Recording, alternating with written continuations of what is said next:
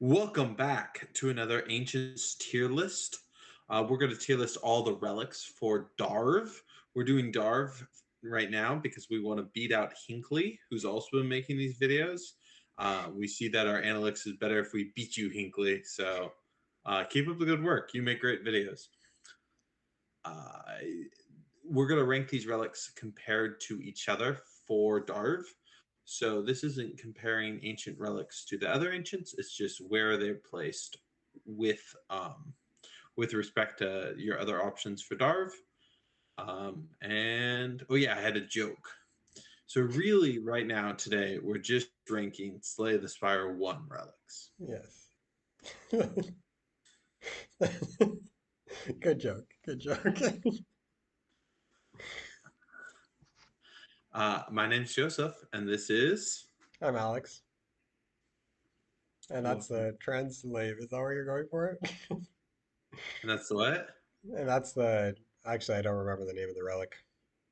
Astrolabe. Astrolabe. And this This one is reads that you choose three cards and you transform them and upgrade them. Joseph, what do you yeah. think about this card? I swapped I the think roles.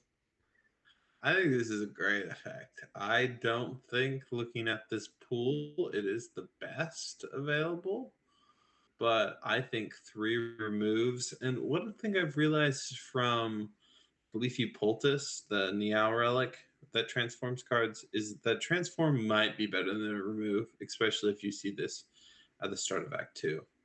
Um, really good. Upgraded cards, removing base cards. Uh, Yeah, I think that is an interesting note that you made is that I do think this one is better in Act 1 because seeing those transformed, or at the end of Act 1, rather, at the beginning of Act 2, because seeing those transformed cards can help dictate your entire run versus by the time you reach at the end of Act 2, you should hopefully mostly know what you're going for, what you're looking for, in which case getting transformed cards is worse, but I still think is quite strong, and the fact that they're upgraded is really good. They're always going to be better than a strike or a defend. So yeah, yeah, definitely a great replacement. Um, are you doing it? let's test my knowledge on all these relics. I think I know them all. So this is the Black Star, and it reads that every elite you beat, you get an additional relic. I don't like this one very much. I think because it doesn't offer, first off, doesn't offer immediate benefit, is kind of rough, and then it encourages you to take a harder path, which, since you don't have an immediate benefit, is more difficult to do. And then, even in the optimal scenario, if you can take out like three elites in that next act that you're fighting and get three additional relics, the fact that you beat three elites and were able to take that path in the first place probably means you were doing well anyway.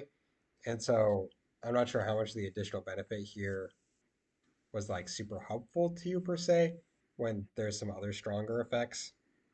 So generally, I don't find myself picking up this one that often. Even if you get it at the end of Act One and can like get two elites and then like three elites in the combat after, that is five random relics, which is really strong. But I'd probably put this one. Looking at all of these, I'd probably put it in C tier. I am not sure there's a worse relic here. I think this has got to be D tier. Yeah, This no, that's is fair. this is the worst. Yeah, yeah, Um, yeah, the no immediate power is really big here, and I don't know. I just don't think I don't think hunting elites is as big a thing in Slay the Spire 2 as Slay the Spire 1.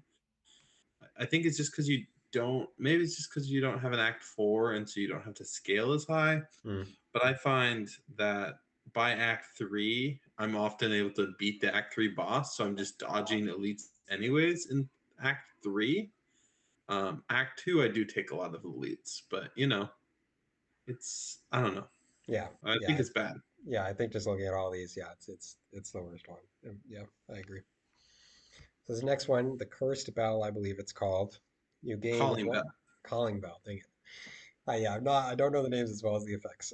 You gain a random curse and you can gain three random relics, I believe is what this effect. Joseph, You what do you think? gain Curse of the Bell. Oh, specifically. Oh, man. Yeah, which the wiki doesn't have a good link to, but I think I don't actually remember what Curse of the Bell does. Um, but yes, one specific curse, and then three relics, um, three random relics. I think this is okay. I find myself avoiding it because of the curse, but I'm not sure it's really as bad as that might sound. I think the three random relics has a high variance in the amount it helps. If you get like bag of prep, anchor, and lantern, this would be an A tier relic. But I think with the inconsistencies, the chance to just get like Juzu bracelet, um, I'm gonna put it in C tier. What do you think? Yeah, I would agree with C tier. I don't have much to add there. Curse of the Bell is unplayable, and it says cannot be removed from your deck. Um, that's in Slay the Spire one. So it's probably just unplayable. It's an eternal. So not the worst curse. Um, Empty Cage. Upon pickup, remove two cards from your deck. Yeah, removing two cards is great. I like removing two cards. I don't think it's like the craziest option in the world, but I think it's quite good. I'd probably slap it in. I mean, if we compare it to Astrolabe, would I rather eliminate two cards or take a chance with three transforms? I feel like most of the time I take the chance with the three transforms. But if your deck just needs that trimming and card removals is just better than having those extra cards, even if they're random, I think it's roughly comparable to Astrolabe, but I do prefer Astrolabe. So I'd probably put in the same tier. Really? You think this is A tier? Ah, I kind of talked myself into A tier because I was thinking B tier, but then like I compared it to Astrolabe and I'm just like, they're more comparable than I don't know. I don't know, because each additional remove of your base cards gets more powerful, I think. I think that's the way the math works because it's taking out like a higher percentage of your base cards that are left, right? The last remove is all of your defense or whatever. Right. Um, I kind of want to say this is C tier. Hmm. I'm big on Astrolabe, but I think I this don't is know like if the it's top that of much C worse than tier. Astrolabe. Yeah, I mean, I think part of the issue is I feel like I've seen a lot of several removes, but of B tier maybe B tier B is tier. good. Yeah, I like B tier. Runic period at the end of your turn, you no longer discard your hand. And I swear in Slay the Spire 1, this made it so you no longer saw intents, but I don't think that it does it does that anymore. No, that was a energy relic. Really? Was Yeah, it? Okay. yeah. So you no longer discard your hand. What do you think of this? Or is it my turn? It's your turn. Oh, this is maybe the best ancient relic in the game. This is insane. Yeah. So much consistency. You always things always line up on the right turn. When they're attacking big, you have your big defense. When they're not attacking, you have your big attacks. It's I just will insane. I will say you do sometimes it's not always the perfect thing. You need an outlet if you only have three energy and your deck is full of like mediocre strikes and defense and not much else. And you have tons of cards. Point being, I've been in situations where I'm just like, I have too many cards and I can't play them quick enough. And so now I'm only drawing like three or four cards a turn. And that Hmm. gets really awkward. Most of the time, that's not the case. But you do have to like be a little bit smarter with how you play with it. I feel like. But yeah, it was the strongest relic in Slay the Spire 1, even though I was a scrub and just picked up energy relics instead. But in this game, knowing hearing about the power of Runic Pyramid, I am picking it up more and I've felt its extreme power. So yeah, I would agree. It's easy S tier, probably the best one here. Snecko Eye, at the start of your turn, draw two additional cards. Start each combat confused. For Confused is a debuff that the cost of your cards are randomized on draw from 0 to 3, with a 25% chance of it being each cost. fun factor, it's S tier. But I don't pick this up very often. Perhaps that's just because I don't. I mean, but if you pick it up, you can't obviously you start picking up a random three cost cards. It's really good. Uh, is it S tier or are you just putting it there? That's where you put it. Yeah, for fun. We're Um, supposed to be having fun while we record this. so on average, your cards cost will be 1.5. Is that how statistics work? Uh, 0, 1. Yeah, surely, right? Surely that's how the math checks out. Yeah, 1.5. And so if your average cost of your deck is anywhere number around that number, it's like the violin, but better. But it's better than that, right? Because if everything came out 1.5, that would be something. But you just get a few cards for free, right? Yeah, yeah, And then you get a few, and you're drawing 7 cards a turn. So of those seven, 1 to 2 of them are free. 1 or 2 of them cost one, which might be a great choice. And then you just gotta get to assign how you want to use your energy after yeah, that. that's true. Because it's like average cost is 1.5, sure, but like sometimes it's the three cost card being the one and the one cost card being the three, and you're like, that's fine. I didn't really care to play the one cost card anyway. I'll just play this three cost card for one.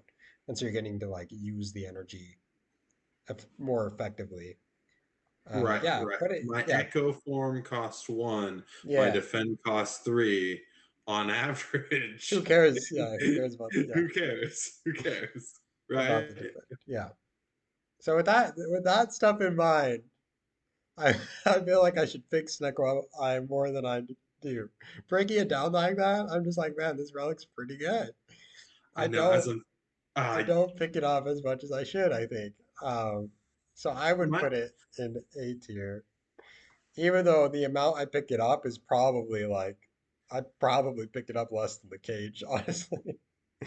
I pick it up like C tier because my problem is I see Snecko Eye and I've built. Let's say I see it at Act 3. I built my deck, right?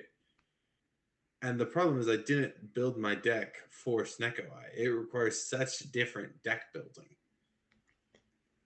I mean, And does it though? Just like, I, you'll I get the cards that you need. It'll work I out. don't I don't I don't put a lot of 3 costs cards in my deck. Sure. And so I look at this and my costs are usually ones and zeros and a couple Yeah, yeah. twos. If you have a lot of zeros, right? If your average cost of your deck is really small, it's much Uh-huh. worse.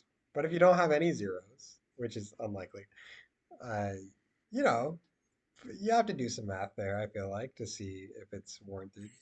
But I, I don't take I take it like a C tier. I, But I yeah, don't think that's what its power is at, right? yeah, yeah.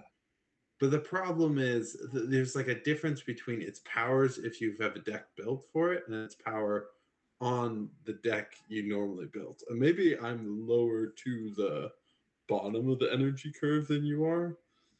Maybe. I feel like I play pretty low to that energy curve. So like on average, my cards are getting more expensive because most of my cards are ones. Do you know how this affects star costs? Do zero cost star cards just suck? I don't think I took it with, but my guess is it's just absolutely terrible with regen. Yeah. I Okay. would guess it just doesn't affect the star portion. Yeah, that would make sense and is very bad for routine. Yeah. Um, Yeah, we could put it in B tier. I'm okay with B tier. I want yeah. I don't want to put it in C tier. Let's go B. I think the power could be like rivaling Runic in the right deck, right? For sure. But Runic works in almost every deck, and this just asks for much different deck building. Yeah. But it could read theoretically like +2 cards, +2 energy per turn, and that's kind of that's insane, right? But yeah. Yeah, mhm. I think B tier is fine, even though I think it's stronger than that. I do, but B tier feels Yeah. right. I just think if you're looking and you're saying, "Hey, I'm gonna pick up a relic," and you've got an average deck, it's good about a B tier amount of time. But when it's good, it can be very S tier power wise. Got a lot of So upside. Yeah. so tier lists are useless for Snecko Eye. That's what I'm saying. Don't just look at its placement on a tier list. Uh, Pandora's Box, transform all strikes and defense. Yeah, this one's really, really good. Sorry. Yeah, I mean, I think this is S tier, easy, right? Uh, I just had one other thought about Snecko. I feel like I should just pick it up in a random deck just to see how it feels. Because I feel like I do the exact same thing where it's just like, oh, I don't have very many 3 cost cards and I have some 0 cost cards. Probably not going to be good. But it's probably better than like drawing 2 extra cards per The turn two. is a Mm-hmm. lot of cards per turn. Like Violin, we thought we put it fairly high, even though other people don't do that. But like I think Violin can be really, really strong in specific decks. This has that same effect.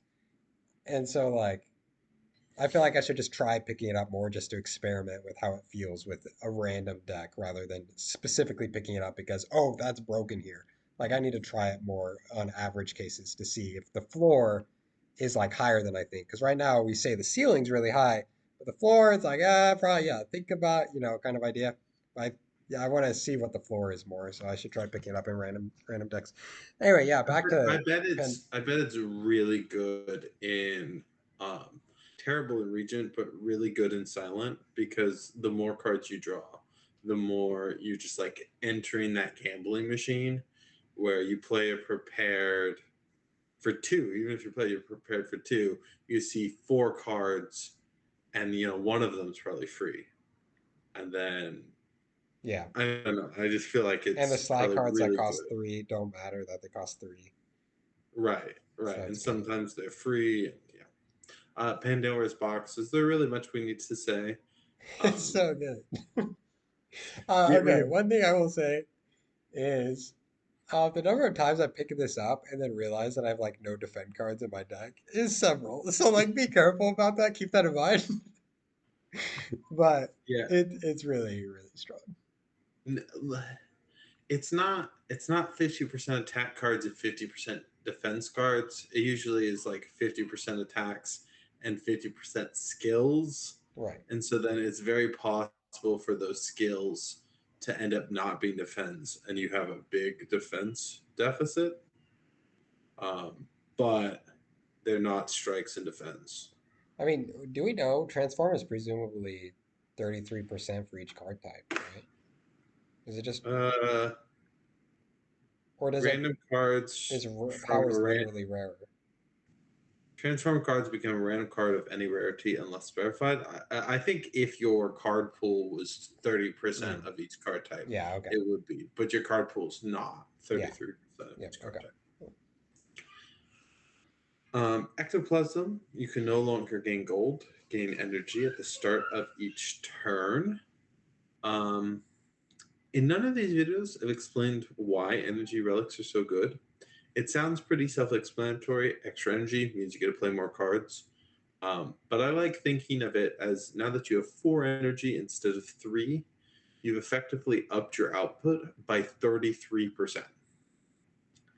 And so any of these energy relics, I think, are going to be good, even with the downside they come with, because they represent a 33% increase of output. I think there is a caveat to that in the terms of if that 33x% though goes towards a defender's strike because you don't have enough good cards or not enough card draw, then it's not 33% increase in output. Like I don't care play an extra defender strike. I mean, of course it's still good. Having Are five you extra telling defense me? is good. Having six extra attack is good. But like you need sufficient card draw So or good cards in your deck to fully maximize that 33% increase in output. yeah, it's like the law of diminishing returns, right? In economics, the you get the most value out of the first energy. Hmm. Though I do think there's an extra synergy with playing three cost cards, where playing three cost cards used to commit your whole turn. Now you can throw in an extra one cost card, Yeah. and so it makes three cost cards. Like if you're really trying to put down your void form, it might be worth more than 33 extra percent on that first turn because you get a block for 8 or whatever. Yeah. In addition. Yeah. Anyways, losing all your gold, not a great thing to do. Uh, but I actually really like ectoplasm. I put it in A myself. Yeah. I'm kind of vibing with A for all the energy relics, is kind of how I feel about them at least. Uh, the downsides are felt, but I mean, sometimes they're not felt because I don't notice. I'm like, oh, I don't have gold anymore. I just avoid shops now, I guess. I don't get potions. It's just like, ah, oh, unlucky. I didn't get another potion. I, forget that I'm never gonna get another potion ever again. So, but it definitely impacts gameplay, I guess is what I'm saying. You're definitely weaker because you can't go to shops anymore. You're definitely weaker because you don't have potions. You're definitely weaker because the enemies are doing more damage. But I don't feel like the downsides are that big of a deal. Like I think they're all strong. Yeah, this one, ectoplasm and sozu, which you can no longer gain potions. I'm gonna throw it in A tier as well. These are both just at the start of Act Two. Oh, really? Yeah. While Philosopher's Stone and Velvet Choker, which I apparently left down here, are at the start of Act Three. So they get swapped out for each other depending on when you see Darv in the pool. Um, and this like is a big downside, right? Because I would say the potions. Sorry to skip to Sozu, which is just an energy, no longer gain potions. I would say this is better than Ectoplasm, no longer gain gold. Um, you give up some burst damage with some high power effects, uh, but this gives up snowballing. Right, gold is one of the ways you're snowballing. Removes from shops, buys at shops. But it lets you snowball in other ways because since you have the energy, you don't need to heal at rest stops. You could upgrade instead because you get to run over easier guys. And I really do think it's still A tier, but I think this is one of the worst of them. Was that comprehensible? Yeah. Do you have thoughts? Yeah, no, I agree with what you said. I'm just trying to think about where I would put Philosopher's Stone. All enemies gain one strength because I don't actually know where I fit it in with the other energy relics here. I don't know because it's only. I think it's better than these two. To be honest, I'd rather have a potion and have access to potions than everyone have one strength. It's bad if they do multi hits. If Yeah, they don't do multi hits, it's pretty really, much yeah, nothing, yeah. right?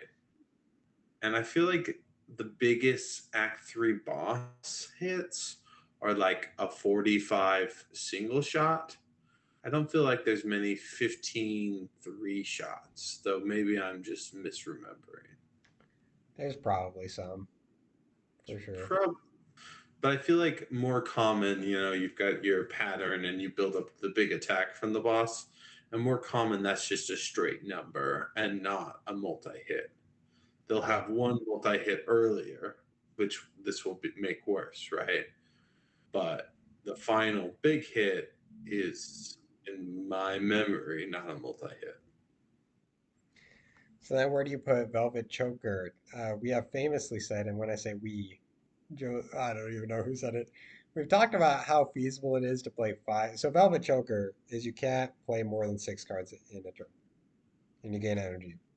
Of course, the energy means you're going to be playing more cards per turn, so keep that into account when you pick this up, because you could say to yourself, I'm only playing 3 cards or 4 cards max per turn, and now suddenly you have access to an additional energy, and now you're playing more cards. So keep that in mind when you pick this up.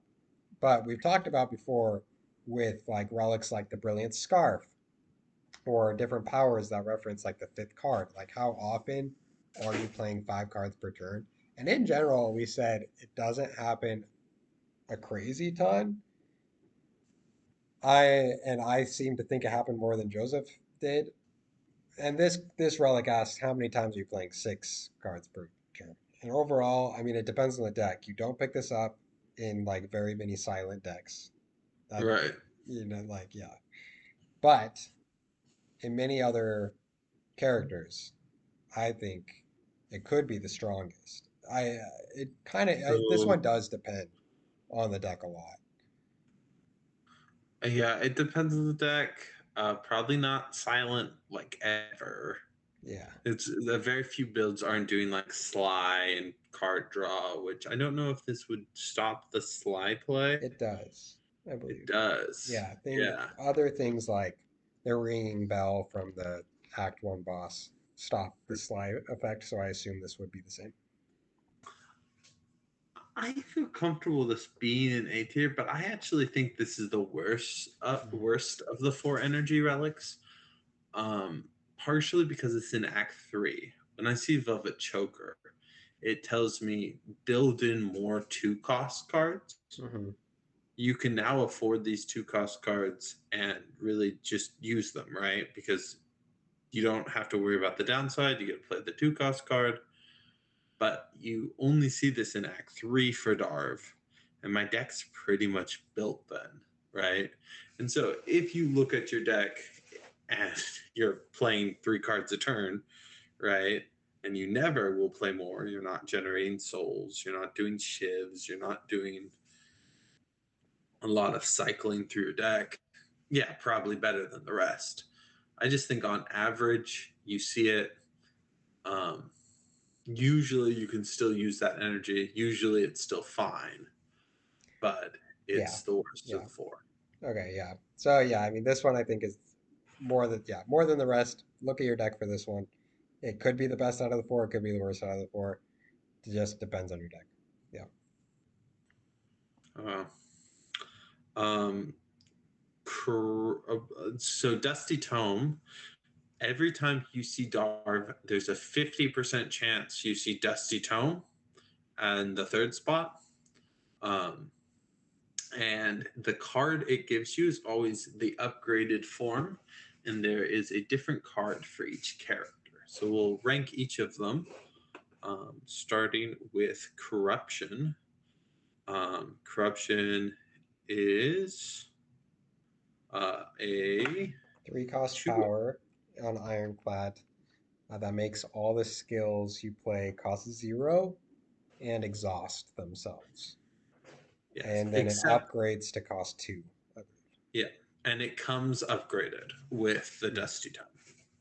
So, two costs, skills cost 0. Whenever you play a skill, exhaust it. This is the only one I haven't played with. It was a card in Slay the Spire 1.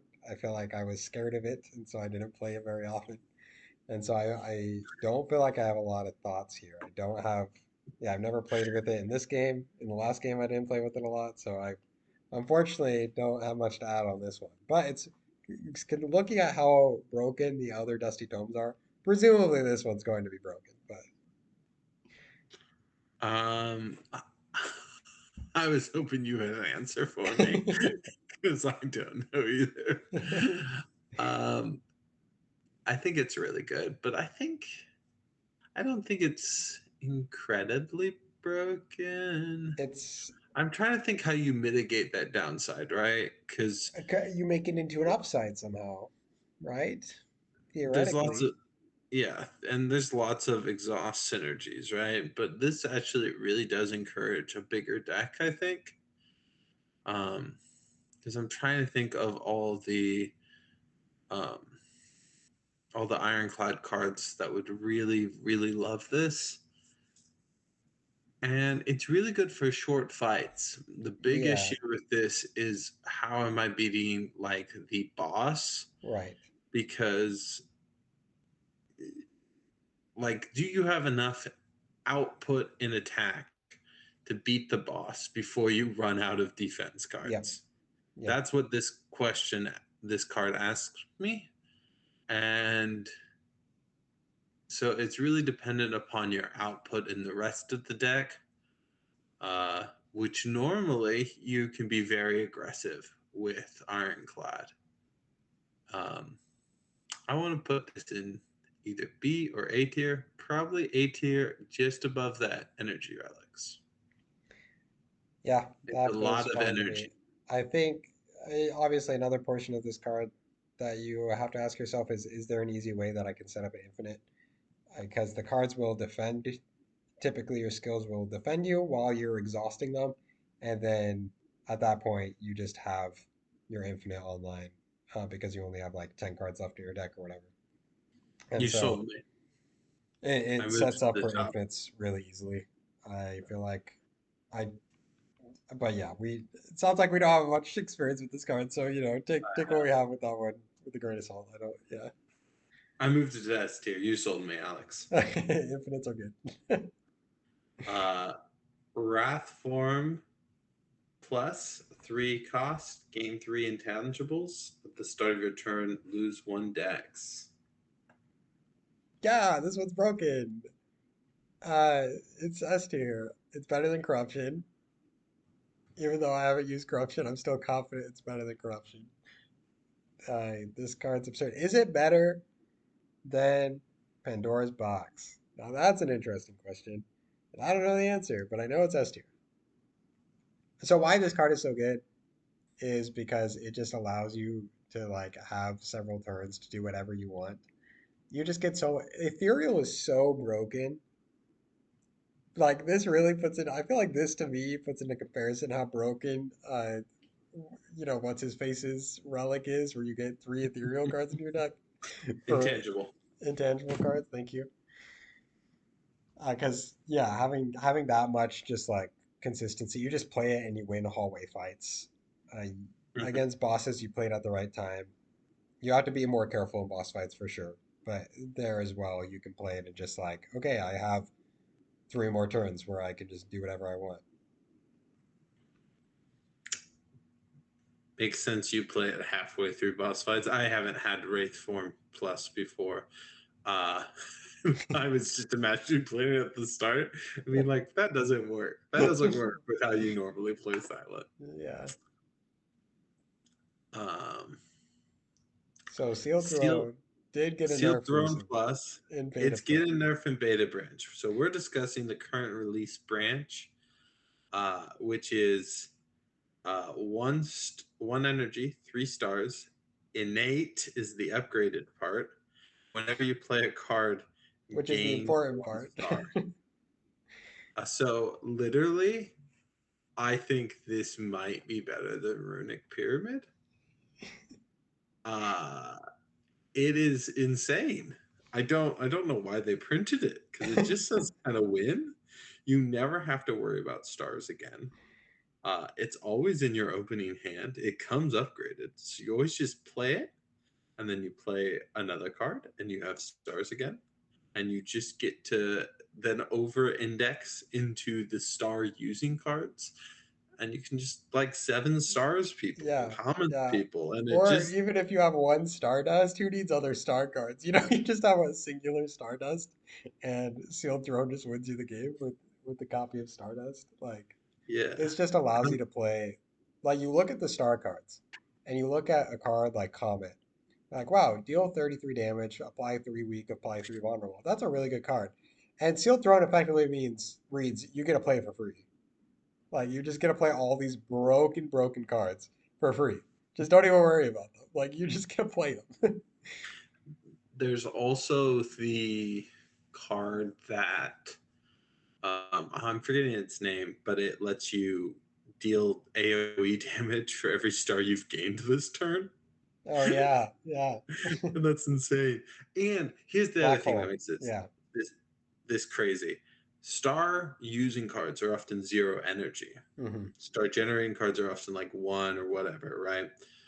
But it means you can just play your whole hand because you play the ones that cost energy and then you can play all the ones that cost stars. This like it's energy cheat. It's Yeah, I and don't know. why like innate is so important because it allows you to just say this is my star generation. If it Mhm. doesn't have innate, which we might have to think about with the beta branch changes potentially getting merged into main branch at some point, you might need some other star generation cards because you can't. Yeah, you don't know when you'll play it, but because it's innate, you just play it on turn one and then you're good. You're just good for the combat. Every single combat, you're good for the combat. Yeah. All the ordering issues of Regent are just gone. And you just have the overpowered star Yeah, cards. yeah, Um in the beta branch, the upgrade just makes it zero energy, 3 stars, correct. right? Yep. Instead of having innate cause 0 and 3 stars. Yep. Which is probably harder, and now you have to like try to sit around and make sure you have enough stars to play it. It still might be S tier, just not passing Runic Pyramid.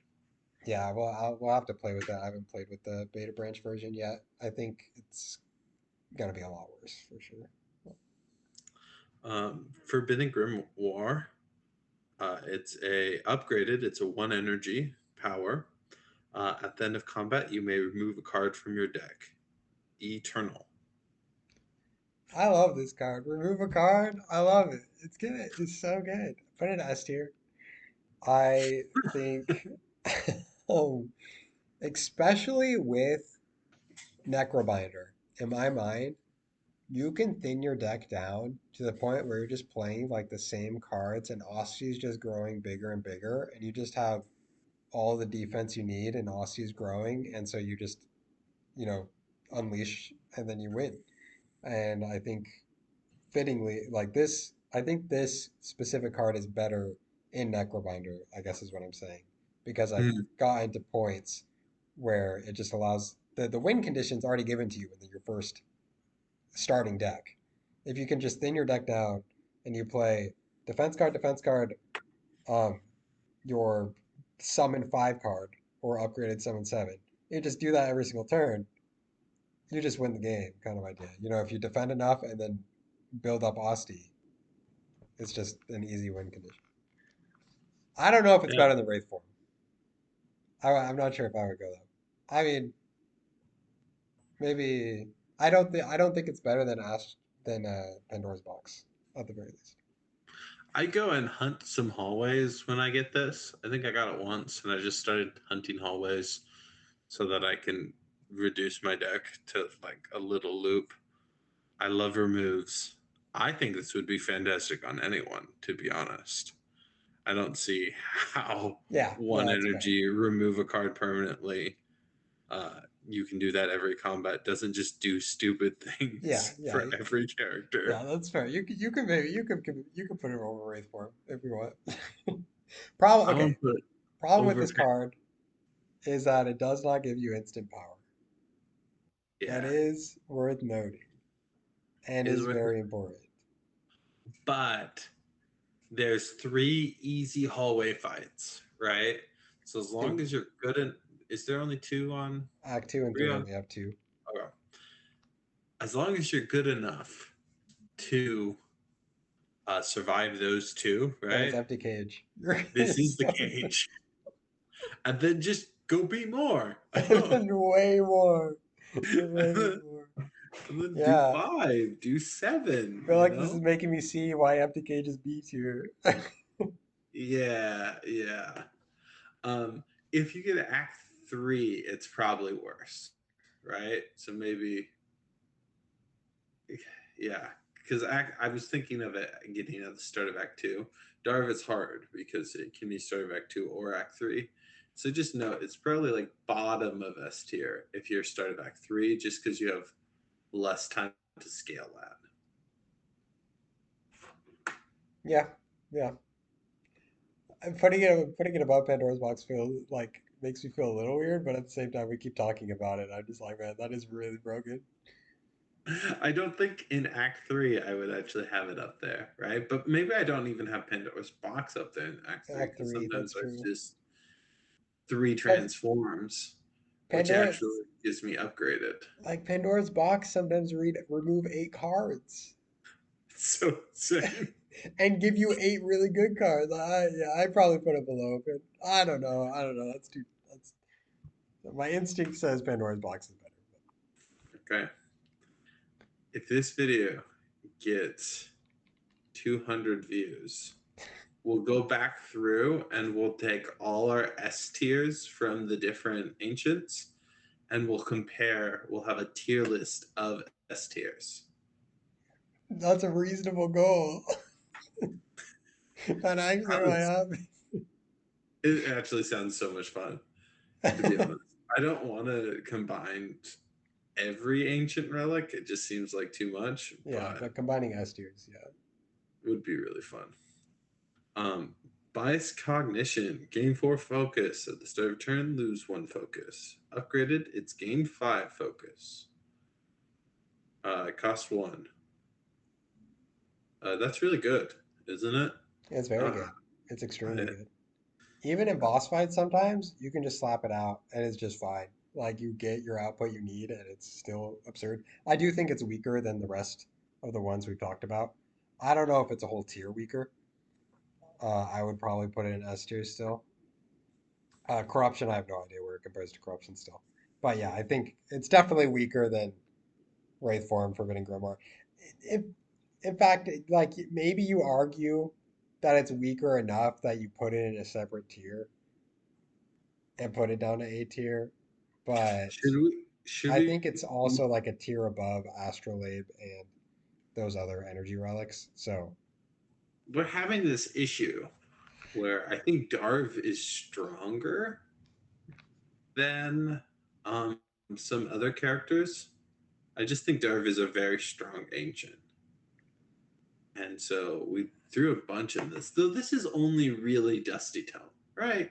yeah, that's just one. That's just one That's relic. just Dusty Tome. Dusty Tome's S tier. Yeah, we summarized Yeah. Dusty Tome as S tier. Yep, you got Dusty Tome, Runic Pyramid, and Pandora's Box, and S tier. That's yep. Okay. Those feel That like S makes tiers. this is a beautiful tier list. Thank you for joining us. We look forward to getting those 200 views and having to make a video comparing all the S tiers. Take care.